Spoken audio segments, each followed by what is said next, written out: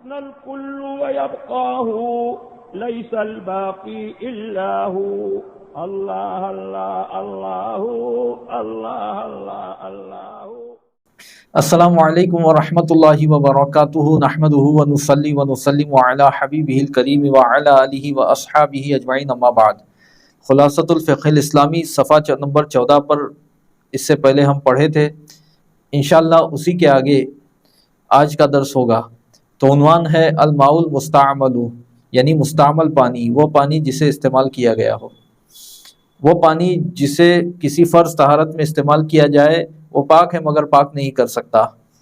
اس کے بارے میں فرماتے ہیں حکم الاستعمال لا یثبت الا باربعۃ شروط، کہ استعمال کا حکم ثابت نہیں ہوتا مگر 4 شرطوں ہی کے ذریعے۔ وہ 4 شرطیں کون سی ہیں؟ الاول، پہلی شرط ہے کون الماء دون قلتین، پانی کا قلتین سے کم ہونا۔ مستعمل پانی کے لیے ضروری ہے کہ وہ قلتین سے کم ہو، اگر قلتین سے زیادہ ہے تو پھر اس پر استعمال کا حکم نہیں لگے گا۔ قلتین کے بارے میں کچھ وضاحت ہوئی تھی کہ قلتین وہ پانی ہے جو کثیر ہو، زیادہ ہو۔ پانی کی 2 قسمیں کی گئی، ایک قلیل پانی، دوسرا کثیر پانی۔ قلیل پانی وہ ہے جو قلتین سے کم ہے، کثیر پانی وہ ہے جو قلتین سے زیادہ ہے۔ قلتین یا قلتان کا مطلب ہے 2 قلے، یعنی 2 مٹکے۔ یہاں مخصوص مٹکے مراد ہیں جن کا وزن جو ہے وہ تقریباً 500 بغدادی رطل ہوتا ہے، جو لیٹر میں 151 لیٹر تقریباً ہوتے ہیں۔ تو ان سے کم پانی ہے تو قلیل ہے، اتنا یا اس سے زیادہ ہے تو کثیر ہے۔ پانی کا 2 قلہ سے کم ہونا یہ شرط ہے پہلی، استعمال کا حکم لگانے کے لیے کسی بھی پانی پر۔ فرماتے ہیں فلو جمع المستعمل، لہٰذا اگر مستعمل پانی کو جمع کیا گیا، فبلغ قلتین، تو وہ 2 قلہ کو پہنچ گیا، فطہور، تو وہ طہور ہے، پاک کرنے والا ہے۔ یعنی مستعمل ہونے کے لیے شرط ہے کہ وہ قلتین سے کم ہو۔ کما لو جمع المستنجس فبلغ قلتین بلا تغیر، جیسا کہ اگر متنجس پانی کو جمع کیا جائے، متنجس پانی وہ پانی جس کے اندر کوئی نجاست ملی جس کی وجہ سے وہ ناپاک ہو گیا۔ کما لو جمع المتنجس، جیسا کہ اگر متنجس پانی کو جمع کیا جائے، فبلغ قلتین بلا تغیر، تو وہ بغیر کسی تغیر کے قلتین کو پہنچ جائے، تو اب ایسی صورت میں وہ پاک ہے، پاک کرنے والا ہے۔ ٹھیک اسی طریقے سے مستعمل پانی کو جمع کیا گیا یہاں تک کہ وہ قلتین کو پہنچا تو وہ بھی پاک ہے، پاک کرنے والا ہے۔ قلتین کو اگر پانی پہنچ چکا ہے تو نجاست کے ملنے کی وجہ سے وہ نجس نہیں ہوتا، بلکہ نجاست کے ملنے سے جب اس کا رنگ یا بو یا اس کا ذائقہ بدلے تبھی وہ نجس ہوتا ہے۔ اور اگر قلتین سے کم پانی ہے، مائع قلیل ہے، تو نجاست کے ملتے ہی نجس ہو جاتا ہے۔ تو اگر مائع قلیل ہے جس میں نجاست ملی جس کی وجہ سے وہ نجس ہو گیا، اب اس میں دوسرا پانی ملایا گیا یا 2-3 قسم کے متنجس پانیوں کو ملایا گیا اور یہ سارے پانی مل کر قلتین کو پہنچ گئے اور اب ان میں کوئی تغیر بھی نہیں ہے، تو ایسی صورت میں پورا پانی پاک ہے، پاک کرنے والا ہے۔ فرماتے ہیں الثانی، دوسری شرط ہے استعمالہ فی فرض، پانی کا کسی فرض میں استعمال ہونا۔ کسی فرض میں استعمال ہو تبھی وہ مستعمل ہے، اگر پانی کسی فرض میں استعمال نہ ہو تو وہ مستعمل نہیں ہے۔ فرماتے ہیں فالمستعمل فی نفل کالغسلۃ الثانیۃ والثالثۃ والوضوء المجدد طہور، لہٰذا کسی نفل میں استعمال شدہ پانی جیسا کہ دوسری مرتبہ اور تیسری مرتبہ کے دھونے میں اور تازہ شدہ وضو میں طہور ہے، پاک کرنے والا ہے۔ یعنی اگر کسی کا وضو ہے پھر اس پر وہ اگلی نماز کے لیے وضو کو تازہ کرنے کے لیے وضو بنا رہا ہے، وضو تو ہے، وضو فرض نہیں ہے، لیکن ہر نماز کے لیے مستحب ہے کہ وہ تازہ وضو کرے، تو اسے جو ہے وضو مجدد یعنی تازہ شدہ وضو کہتے ہیں۔ اسی طرح ایک مرتبہ دھویا اعضائے وضو یا ایک مرتبہ جسم پر پانی بہایا غسل میں تو فرض ادا ہو گیا، دوسری اور تیسری مرتبہ پانی بہانا وضو ہو یا غسل ہو اس میں یہ سنت ہے۔ تو فرماتے ہیں کہ کسی نفل میں استعمال شدہ پانی طہور ہے، مستعمل نہیں ہے۔ استعمال کے لیے شرط ہے کہ کسی فرض میں استعمال ہو، فرض وضو میں یا فرض غسل میں یا نجاست کے ازالے میں۔ الثالث، تیسری شرط ہے انفصالہ عن العضو، پانی کا عضو سے جدا ہونا، یہ شرط ہے تبھی وہ مستعمل ہوگا ورنہ نہیں ہوگا۔ پانی آپ نے لیا مثال کے طور پہ ہاتھ میں، اب اس طریقے سے آپ نے کیا، اب پانی جو ہے ہاتھ پر بہ رہا ہے، تو جہاں جہاں سے وہ گزرے گا وہاں وہاں کا حدث دور کرے گا. جب تک پانی آپ کے عضو پر ہے وہ مستعمل نہیں ہوگا، لیکن لہٰذا عضو پر رہ کر وہ جتنا گھومے اتنی جگہ کا وہ حدث دور کرے گا. لیکن جیسے ہی وہ جدا ہو گیا آپ کے ہاتھ سے، اب وہ مستعمل ہو گیا، اب اسی پانی کو دوبارہ لے کر آپ باقی اعضاء کو نہیں دھو سکتے. تو جدا ہونا شرط ہے مستعمل ہونے کے لیے، اگرچہ جدا ہونا حکمی ہو، حقیقت میں جدا نہ ہو. مثال کے طور پہ کوئی شخص اپنے ہاتھ پر جو پانی اس نے بہایا ہے ابھی ہاتھ سے جدا نہیں ہوا کہ اس نے جو ہے اپنے ہاتھ سے ایک دوسرے ہاتھ سے جو ہے اس پانی کو وہ اپنے بازو پر لے گیا، اب بھی وہ مستعمل نہیں ہوا، کیونکہ بازو کا دھونا بھی مستحب ہے ہاتھ دھونے کے ساتھ. پھر اس کے بعد تھوڑا اور اوپر لے گیا وہ، یہاں تک کہ مونڈھوں کے بھی پار لے گیا، مونڈھوں کے بھی آگے لے گیا، سینے کی طرف لے آیا. تو اب یہ حقیقت میں تو منفصل یعنی جدا نہیں ہے، جسم سے لگا ہوا ہے، لیکن منفصل کے حکم میں ہے کہ گویا کہ اب یہ پانی گویا کہ جدا ہو گیا، مستعمل ہو گیا. اسی طرح پاؤں دھونے کے دوران کوئی پاؤں پر پانی ڈالے اور پانی کو جدا نہ کرے اور اپنے ہاتھ سے وہ پنڈلی کی طرف لے آئے تو پانی مستعمل نہیں ہوگا، کیونکہ پاؤں کے ساتھ پنڈلی دھونا بھی سنت ہے. اب وہ پنڈلی سے اور اوپر لے آیا، یہاں تک کہ وہ پنڈلی کی حد سے باہر پانی لے آیا، گھٹنے پر یا گھٹنے سے اوپر لے آیا. تو حقیقت میں تو جسم سے جدا نہیں ہوا ہے پانی، لیکن یہ حکمی منفصل کے حکم میں ہے، یعنی اس پانی کو جدا ہونے کا حکم دیا جائے گا اور پانی کو مستعمل قرار دیا جائے گا. تو فرماتے ہیں ادھر کہ حقیقت میں پانی جدا ہو یا حکماً جدا ہو، دونوں صورتوں میں جدا ہونا شرط ہے، اس کے بغیر پانی مستعمل نہیں ہوگا، جب تک عضو میں گھوم رہا ہے مستعمل نہیں ہوگا. وہی فرماتے ہیں انفصالہ عن العضو، پانی کا عضو سے جدا ہونا یہ مستعمل ہونے کے لیے شرط ہے، ولو حکماً، اگرچہ حکماً ہو، حقیقتاً جدا نہ ہو بلکہ جدا ہونے کے حکم میں ہو جائے. کأن جاوزا منکب المتوضئی، مثال کے طور پہ پانی وضو کرنے والے کے مونڈھے سے تجاوز کر جائے، یعنی ہاتھ دھونے کے ساتھ یہاں پہ بازو تک پانی لایا اور پھر اس کے آگے مونڈھے سے بھی آگے لے گیا، پانی سینے پر لے آیا، تو یہ حکمی منفصل کے حکم میں ہے. او رکبتہ، یا پاؤں دھونے میں جو ہے متوضی کے گھٹنے سے تجاوز کر گیا پانی، یعنی پاؤں دھونے میں اوپر کسی نے پانی چڑھایا پنڈلی تک، پھر پنڈلی سے بھی اوپر گھٹنے سے آگے لے گیا، تو یہ حقیقت میں منفصل نہیں ہے مگر منفصل ہونے کے، جدا ہونے کے حکم میں ہے. تو تیسری شرط یہ ہے کہ کوئی بھی پانی مستعمل تبھی قرار دیا جائے گا جب وہ جدا ہو، اگرچہ حکمی طور پہ جدا ہو. ولا یضر انفصالہ من الکف الی الصعید، اور پانی کا ہتھیلی سے کلائی کی طرف جدا ہونا ضرر رسا نہیں. مطلب یہ کہ کسی نے پانی ہتھیلی میں لیا، اس کے بعد وہ اس طرح ڈال رہا ہے، تو کچھ پانی جو ہے جدا ہو کے گرا، کچھ پانی تو بغیر جدا ہوئے جو ہے بہا کلائی سے ہتھیلی کی طرف، لیکن کچھ پانی جو ہے جدا ہو کر ہتھیلی پر گرا، تو کہتے ہیں اس میں حرج نہیں ہے، کیونکہ عام طور پہ اس طرح پانی جدا ہو کر گرتا ہے. جیسے غسل میں کوئی سر پر پانی ڈالے تو چہرے سے پانی جو ہے ٹپک کر سینے پر گر جائے، تو یہ بھی جدا ہوا ہے، لیکن اتنا جدا ہونا جو ہے اس شریعت میں اس کو کل عدم قرار دیا گیا ہے، یعنی یہ چلے گا. وہی کہہ رہے ہیں ولا یضر انفصالہ من الکف الی الصعید ولا من الراس الی نحو الصدر، اور پانی کا ہتھیلی سے کلائی کی طرف جدا ہونا ضرر رسا نہیں، اور نہ ہی سر سے سینے جیسے کی طرف جدا ہونا ضرر رسا نہیں. الرابع، پانی کے مستعمل ہونے کی چوتھی شرط ہے عدم نیت الاغتراف فی محلہا. مسئلہ یہ ہے کہ وضو میں جب چہرہ دھو لیا جائے اس کے بعد پھر ہاتھ کا نمبر آتا ہے. ہمارے مذہب شافعی میں ترتیب فرض ہے، تو ابھی کسی نے چہرہ دھلا نہیں ہے، اب ایسی صورت میں وہ ہاتھ دھوئے گا تو ہاتھ کا حدث دور نہیں ہوگا، چہرہ مکمل نہیں دھلا، نیت کرتے ہوئے اس نے چہرے پر پانی ڈالا مگر ابھی مکمل چہرہ ایک بار بھی نہیں دھلا گیا، تو اب وہ چہرہ ادھورا چھوڑ کے ہاتھ دھوئے گا تو ہاتھ کا حدث دور نہیں ہوگا. جب ہاتھ کا حدث دور نہیں ہوگا تو ایسی صورت میں مائع قلیل میں ہاتھ ڈبائے تو بھی پانی مستعمل نہیں ہوگا، ٹھیک ہے. لیکن جب چہرہ پورا دھل گیا، اب ہاتھ کا نمبر آیا، اب وہ ہاتھ دھوئے گا تو ایسی صورت میں جو ہے ہاتھ کا حدث دور ہوگا اور جو پانی جدا ہو کر گرے گا وہ مستعمل ہوگا. تو اب ایسی صورت میں وہ ہاتھ دھونے سے پہلے ہی مائع قلیل میں یعنی قلتین سے کم پانی میں ہاتھ ڈال کر پانی باہر نکال رہا ہے، تو اس کے لیے ضروری ہے کہ وہ چلو بھر کے پانی لینے کا ارادہ کرے.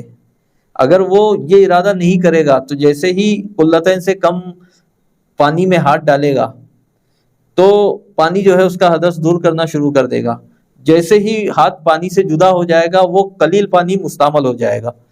مثال کے طور پہ میں چہرہ دھل چکا، اب ہاتھ کی باری ہے، میں نے ایک بالٹی پانی میں جو قلتین سے کم ہے ہاتھ ڈبایا، اور اس کے بعد میں نے جیسے ہی ہاتھ کو پانی سے باہر نکالا پانی مستعمل ہو گیا، کیونکہ وہ پانی قلیل بھی ہے، اب جسم عضو سے جدا بھی ہو گیا، اور جتنا ہاتھ میرا ڈوبا تھا اتنے ہاتھ کا حدث بھی دور ہو گیا. تو اب ایسی صورت میں مائع قلیل سے پانی باہر نکال کر کس طریقے سے ہم اس کو استعمال کریں گے؟ تو شریعت میں اس کا یہ طریقہ بتایا گیا کہ چلو بھرنے کی نیت کریں گے. ہم جس وقت ہم مائع قلیل میں ہاتھ ڈبائیں اس وقت چلو لینے کی نیت کریں کہ پانی کو چلو میں لے کر باہر لے رہے ہیں، اس وقت یہ نہ دھونے کی نیت کریں، چلو بھرنے کی نیت کریں. تو وضو میں چلو بھرنے کا محل جو ہے وہ چہرہ دھونے کے بعد ہے. اسی طرح غسل میں بھی مسئلہ ہے کہ آپ نے جو ہے جسم پر پانی ڈالا نیت کرتے ہوئے، غسل آپ کا شروع ہو گیا، اب ابھی ہاتھ آپ کا دھلا نہیں گیا ہے، اب آپ مائع قلیل میں ہاتھ ڈالیں گے تو جیسے ہی باہر نکالیں گے پانی مستعمل ہو جائے گا. تو پانی کو مستعمل آپ نہیں کرنا چاہتے اور پانی کو باہر نکالنے کی بھی ضرورت ہے، تو ایسی صورت میں آپ کو چاہیے کہ آپ جب پانی میں ہاتھ ڈبائیں تو چلو بھرنے کی نیت کریں کہ چلو میں پانی بھر رہا ہوں، میں اس نیت سے میں ہاتھ ڈبا رہا ہوں. اگر آپ کوئی نیت نہیں کریں گے تو ہاتھ جیسے ہی ڈوبے گا تو ہاتھ جو ہے جتنا ہاتھ ڈوبے گا وہ مائع قلیل آپ کے اتنے ہاتھ کا حدث دور کر دے گا، اور پھر جیسے ہی ہاتھ پانی سے باہر نکلے گا پانی ہاتھ سے جدا ہوگا وہ مستعمل ہو جائے گا. تو اس لیے غسل میں جو ہے جیسے ہی آپ نے غسل شروع کیا تو ہاتھ دھونے سے پہلے جب پانی میں ہاتھ ڈبائیں گے تو چلو بھرنے کی نیت کریں. تو وضو میں چلو بھرنے کی نیت کا محل چہرہ دھونے کے بعد ہے، اور غسل میں چلو بھرنے کی نیت کا محل جو ہے وہ غسل شروع ہونے کے فوراً بعد ہے، ہاتھ دھونے سے پہلے. وہی فرماتے ہیں کہ عدم نیت الاغتراف فی محلھا، پانی کے مستعمل ہونے کی چوتھی شرط ہے کہ عدم نیت الاغتراف فی محلھا، چلو بھرنے کی نیت کا نہ کرنا، چلو بھرنے کی نیت کا نہ ہونا، فی محلھا، چلو بھرنے کی نیت کے محل میں. میں نے بتایا کہ غسل میں چلو بھرنے کی نیت کا محل غسل شروع ہوتے ہی فوراً ہے ہاتھ دھونے سے پہلے، اور وضو میں چلو بھرنے کی نیت کا محل جو ہے چہرہ دھونے کے بعد ہے، ہاتھ دھونے سے پہلے. تو چلو بھرنے کی نیت کے محل میں چلو بھرنے کی نیت کا نہ ہونا، وہوا فی الوضوء بعد غسل الوجہ، اور نیت کا محل وضو میں چہرہ دھونے کے بعد ہے، وفی الغسل بعد نیت الجنوبی، اور غسل میں جنابت والے کے نیت کرنے کے بعد ہے، یعنی اس نے پانی جسم پر ڈالتے ہوئے نیت کر لیا، غسل شروع ہو گیا، اب اس کے بعد ہے. فرماتے ہیں فلو ادخل المتطہر یدہ فی الماء، لہٰذا اگر متطہر یعنی پاکی حاصل کرنے والا، خواہ وہ وضو کرنے والا ہو یا غسل کرنے والا ہو، وہ اپنے ہاتھ کو پانی میں ڈالے گا. فلو ادخل المتطہر یدہ فی الماء حینئذ، لہٰذا اگر پاکی حاصل کرنے والا اپنے پانی کو حینئذ یعنی چلو بھرنے کی نیت کے محل میں پانی میں ڈالے گا، بغیر نیت اغتراف، چلو بھرنے کی نیت کے بغیر، صار الماء مستعملا، تو پانی مستعمل ہو جائے گا. اگلے پیراگراف میں ہے والمستعمل فی حکم الطاہر المخالط اذا وقع فی الماء القلیل. مسئلہ یہ ہے کہ مستعمل پانی جو ہے خود پاک ہے مگر پاک کر نہیں سکتا. اگر وہ کسی ایسے مائع قلیل میں گر جائے جو پاک ہے اور پاک کرنے والا ہے، ایسا مائع قلیل جو مائع مطلق ہے، پاک ہے، پاک کرنے والا ہے، اس میں تھوڑا سا مستعمل پانی مل گیا، اب پورا مل کر بھی جو ہے قلتین کو نہیں پہنچا، تو اب کیا یہ مستعمل جو قلیل پانی میں گرا ہے وہ قلیل پانی کو خراب کرے گا؟ تو کہتے ہیں کہ ایسی صورت میں کہ قلیل پانی جو ہے، جو مطلق قلیل پانی ہے، اس میں مستعمل پانی گرا تب بھی سب ملا کر قلتین کو نہیں پہنچا، تو اب ایسی صورت میں جو مستعمل پانی اس قلیل پانی میں گرا ہے تو آیا وہ قلیل پانی خراب ہوگا یا نہیں مستعمل پانی کی وجہ سے؟ تو اس کو معلوم کرنے کے لیے ہم اندازہ لگائیں گے کہ یہ جو مستعمل پانی قلیل پانی میں گرا ہے، اگر اس مستعمل پانی کا کوئی رنگ ہوتا جو پانی کے رنگ کے مخالف ہوتا، کوئی بو ہوتی جو پانی کے رنگ کے مخالف ہوتی، کوئی ذائقہ ہوتا جو پانی کے رنگ کے مخالف ہوتا، تب ایسی صورت میں اتنی مقدار میں جو مستعمل پانی گرا ہے اگر اس کا رنگ بو اور ذائقہ ہوتا تو کیا اس کی وجہ سے یہ قلیل پانی جو ہے، مطلق پانی، یہ متغیر ہو جاتا؟ اگر ہمارا اندازہ اس نتیجے پر پہنچتا ہے کہ ہاں متغیر ہو جاتا، تو اب ایسی صورت میں ہم مانیں گے کہ قلیل پانی جو ہے وہ متغیر کے حکموں میں ہے، یعنی پاک ہے مگر پاک کرنے والا نہیں ہے۔ لیکن ہمارا اندازہ اس نتیجے پر ہمیں پہنچاتا ہے کہ جتنی مقدار میں مستعمل پانی گرا ہے، اگر اس کا رنگ ہوتا یا بو ہوتا یا ذائقہ ہوتا، تب بھی وہ اس قلیل پانی کو اتنا نہیں بدلتا کہ وہ مطلق ہونے سے خارج ہو جائے، یعنی وہ مطلق ہی رہتا، تغیر بہت کم ہوتا۔ تو جب ہمارا اندازہ اس نتیجے پر ہمیں پہنچائے تو ہم کہیں گے کہ یہ قلیل پانی مطلق ہی ہے، لہٰذا وہ استعمال کے لائق ہے، وہ طہور ہے۔ تو اگر مستعمل پانی کسی مائع قلیل میں گر جائے تو پھر اندازہ لگائیں گے۔ وہی مسئلہ بیان کر رہے ہیں کہ والمستعمل فی حکم الطاہر المخالط اذا وقع فی الماء القلیل، کہ مستعمل پانی پاک مخالط کے حکم میں ہے جب وہ مائع قلیل میں گرے۔ جب مطلق مائع قلیل میں مستعمل پانی گرے تو وہ پاک مخالط کے حکم میں ہے۔ مخالط کسے کہتے ہیں، مجاور کسے کہتے ہیں، اس کا بیان پیچھے گزر چکا۔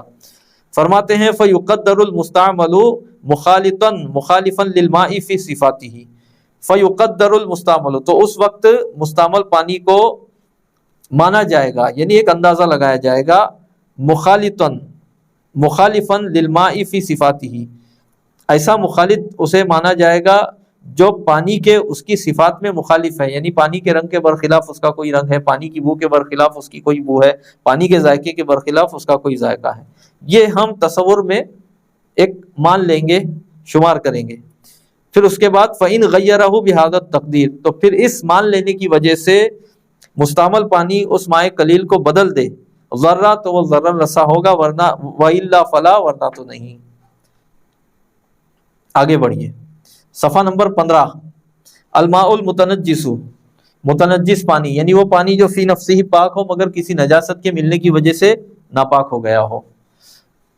تو پانی کی دو قسمیں ہیں، یا تو وہ کم ہوگا یا زیادہ ہوگا۔ کم پانی وہ جو قلتین سے کم ہے، زیادہ پانی وہ جو قلتین یا اس سے زائد ہے۔ تو کم پانی، قلیل پانی، اس میں نجاست جیسے ہی ملی وہ ناپاک ہو جائے گا، نجاست کا رنگ یا بو یا ذائقہ اس میں چاہے آئے یا نہ آئے، دونوں صورتوں میں۔ اور پانی اگر قلتین کو پہنچ چکا ہے تو اس وقت تک نجس نہیں ہوگا جب تک کہ نجاست کا رنگ یا نجاست کی بو یا نجاست کا ذائقہ پانی میں نہ آئے۔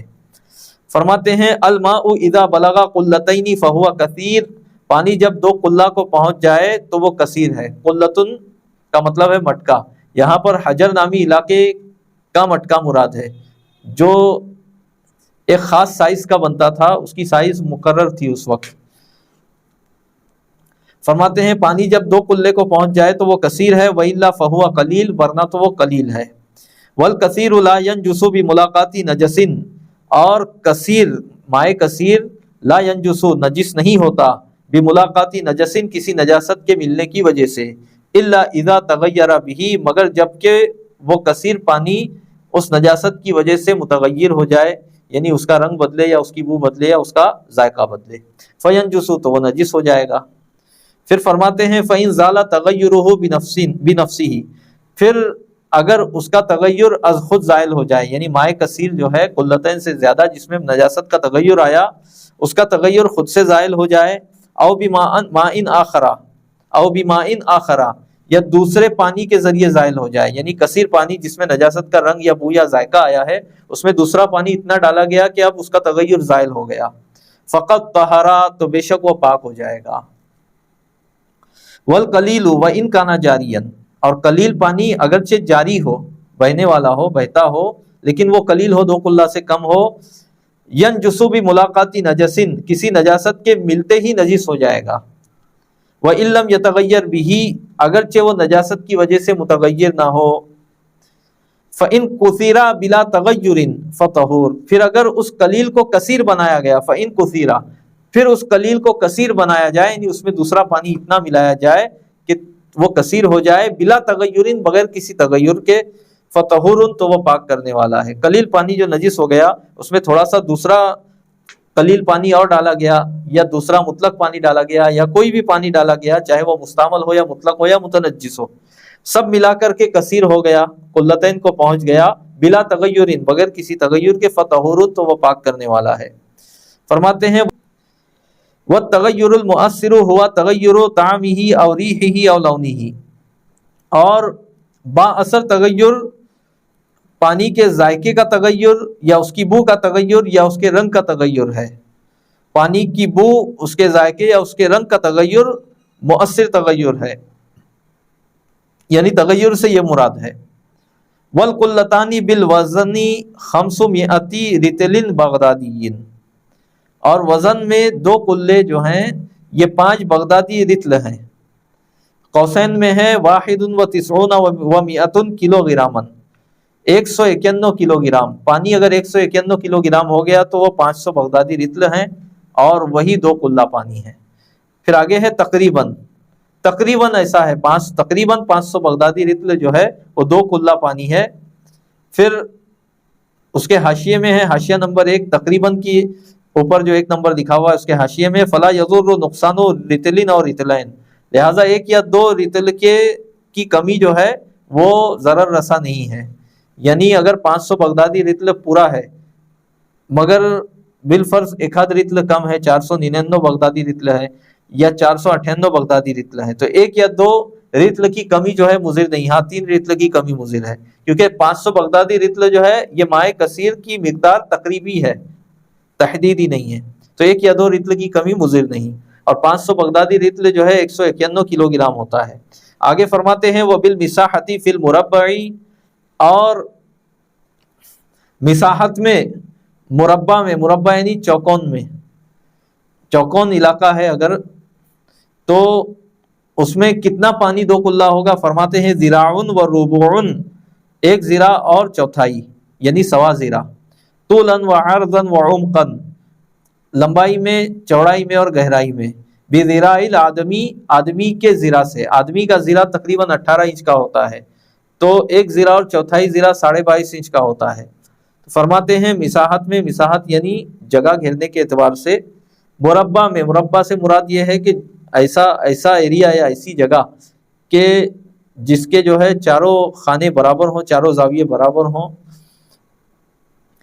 ایسی جگہ میں کتنا پانی ہو تو وہ 2 کلہ ہوگا؟ کہتے ہیں ذراعن و ربعن، لمبائی، چوڑائی اور گہرائی میں سوا ذراع یعنی 22.5 انچ ہو تو۔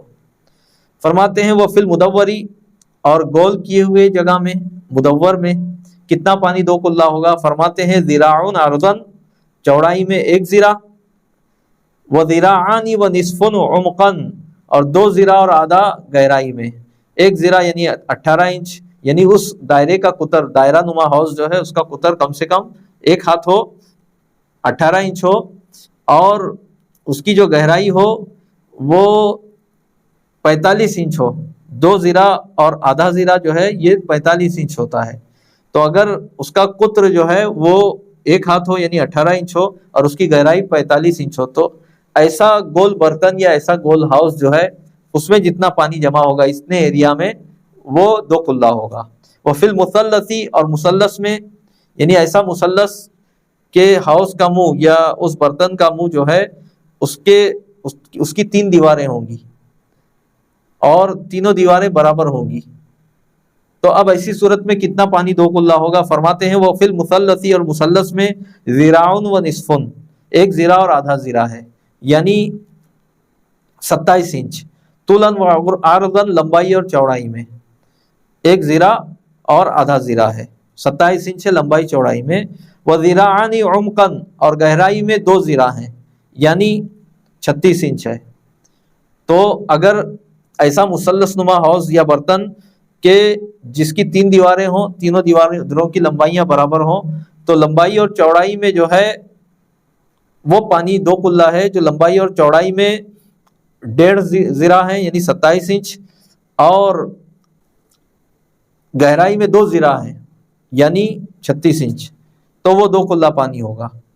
وبالکیلی، اور ناپ میں 91 و100 لیٹرن، تقریباً 191 لیٹر ہے۔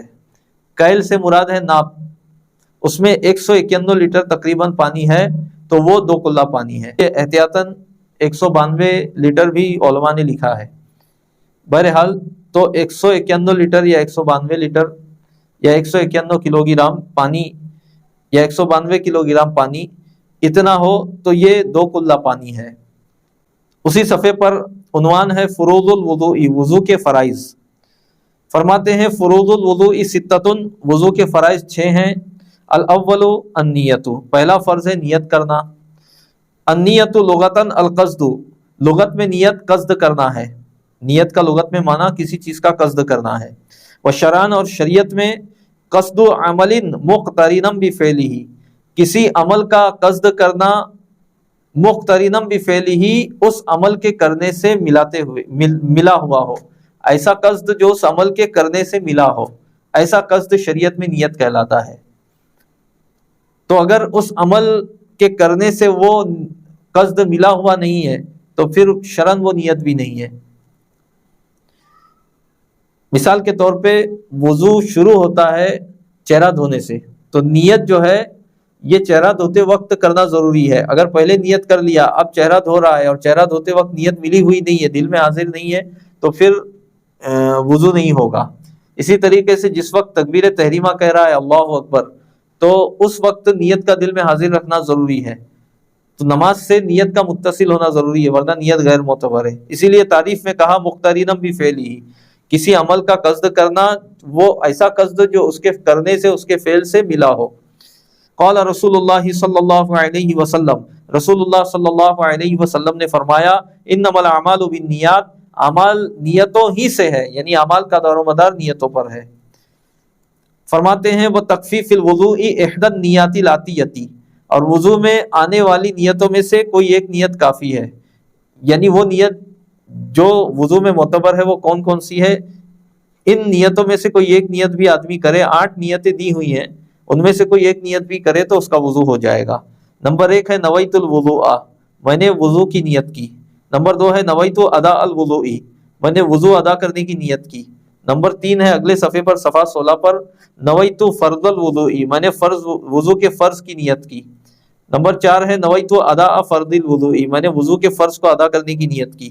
نمبر 5 ہے نویت استباحۃ الصلاۃ، میں نے نماز کو مباح کرنے کی نیت کی۔ او نحوہا، یا اسی کے مثل، نماز ہی کے مثل، مما یعنی وہ عبادت، لا یباح الا بالوضوء، جو مباح نہیں کی جاتی مگر وضو ہی سے، جیسے طواف کرنا ہے، قرآن کو چھونا ہے، سجدہ تلاوت کرنا ہے وغیرہ، تو ان کے لیے وضو ضروری ہے۔ تو اگر کسی نے کہا نویت استباحۃ مس المصحف، میں نے مصحف شریف کو چھونے کے مباح کرنے کے لیے جو ہے وہ کی نیت کی اس وضو سے، تو بھی اس کا وضو صحیح ہوگا۔ نمبر 6 ہے نویت الطہارۃ للصلاۃ، میں نے نماز کے لیے پاکی حاصل کرنے کی نیت کی۔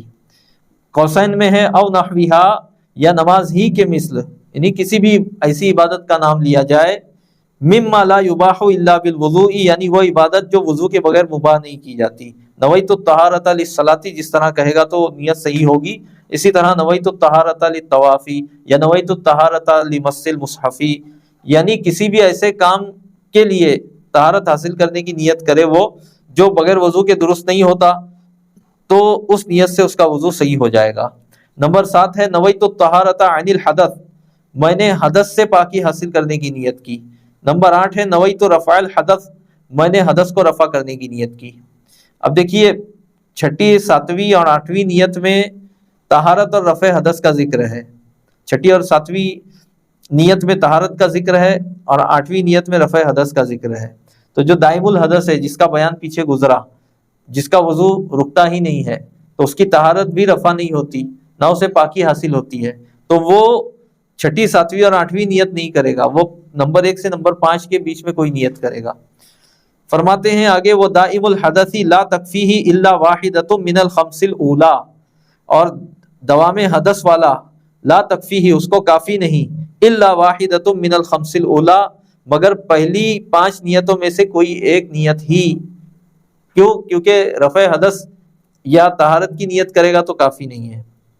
فرماتے ہیں فلا ینوی الطہارۃ، تو وہ طہارت کی نیت نہ کرے، پاکی حاصل کرنے کی نیت نہ کرے دائم الحدث، ولا الرفع اور نہ ہی رفع حدث کی نیت کرے، لبقاء حدثہ اس کے حدث کے باقی رہنے کی وجہ سے، یعنی وہ حدث اصغر ہی میں ہمیشہ رہتا ہے، وہ تو مجبوری میں اس کے لیے حکم دیا گیا کہ وہ ہر نماز کے لیے جو ہے نیا وضو کرے اور نماز پڑھے، جیسا کہ اس کی تفصیل پیچھے گزری۔ فرماتے ہیں وہ یجب و قرن النیتی باول غسل الوجہ، اور نیت کو ملانا واجب ہے چہرہ دھونے کی ابتدا سے، یعنی جب پہلی مرتبہ چہرے پر پانی پڑا اس وقت دل میں نیت حاضر رہے کہ میں فرض وضو کر رہا ہوں، جو یہ معتبر نیت ہے ان میں سے کوئی بھی نیت کا مفہوم دل میں حاضر رہے اس وقت جب پہلی مرتبہ پانی چہرے پر پڑے۔ اگر پہلے چہرے پر پہلی مرتبہ جب پانی پڑا اس وقت تو نیت نہیں کیا، مگر چہرہ دھونے ہی کے دوران جو ہے وہ نیت کر لے، تو نیت سے پہلے جتنا حصہ دھویا ہے اس کا اعتبار نہیں ہے، اس کو دوبارہ دھونا پڑے گا۔ تو چہرہ دھونے کا پہلا وہی ہے جو نیت سے متصل ہو۔ فرماتے ہیں وَيَجِبُ قَرْنُ النِّيَّةِ بِأَوَّلِ غَسْلِ الْوَجْهِ، اور نیت کو ملانا واجب ہے چہرہ دھونے کی ابتدا سے۔ فَمَا قَارَنَهَا، تو وہ حصہ جو نیت سے ملا ہوا اولہ، وہ چہرہ دھونے کا پہلا ہے جو نیت سے ملا۔ فَيَجِبُ إِعَادَةُ مَا سَبَقَهَا مِنْهُ، تو واجب ہے اعادہ کرنا ما اس حصے کا، چہرے کے اس حصے کا، سبقها جو نیت سے پہلے ہوا، منہ ای من الوجہ، تو چہرے کے اس حصے کا اعادہ کرنا واجب ہے جو نیت کرنے سے پہلے دھلا گیا۔ وصلی اللہ علی سیدنا محمد وآلہ وصحبہ اجمعین۔ السلام علیکم ورحمۃ اللہ وبرکاتہ۔